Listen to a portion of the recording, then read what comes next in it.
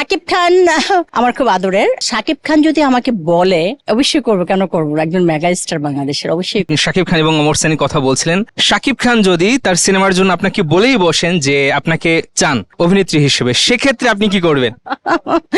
Very interesting question. Shakib Khan আমার খুব আদরের। আমার আসলে ইন্ডাস্ট্রিতে অনেক আদরের আছে। পরিমণি আমার অনেক আদরের, মাহি, তারপর হচ্ছে মৌসুমী আমার ভালো ফ্রেন্ড, শাবনূর, আমি অস্ট্রেলিয়া গেলে শাবনূরের সাথে সময় কাটাই, ওরা সবাই আমার খুব ভালো বন্ধু।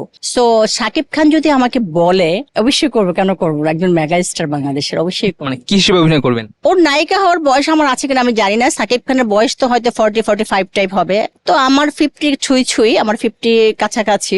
সমস্যা নাই, বড় ছোট এখন অভিনয় যদি জানি তো করতেই পারি। নায়িকা হিসেবে? নায়িকা হিসেবে, অবশ্যই নায়িকা হিসেবে। নায়িকার বাইরে তো আর সাকিব খানের আর কি হব। আর যদি বলে যে না আপা, আপনি আপা থাকেন, বোন থাকেন, হ্যাঁ সেটা হতে পারে, নো প্রবলেম। কিন্তু নায়িকা হিসেবে হলে ভালো।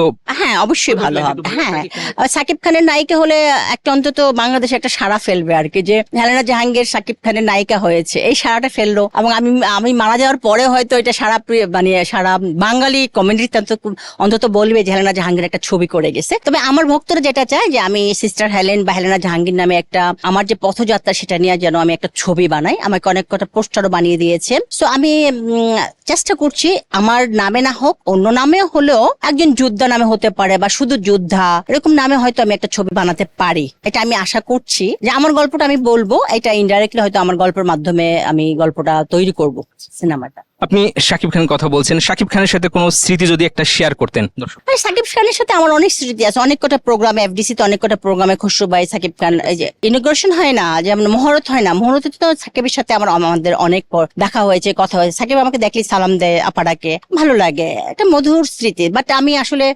বাংলাদেশের যারা মেগা স্টার তাদের সাথে ছবি তুলি না। অ্যাকচুয়ালি অনেক আছে আমার আদর, নুসরাত ফারিয়া আমার আদরের, পরিমণি আমার আদরের, সবাই আমার আদরের, খুব কাছের ওরা।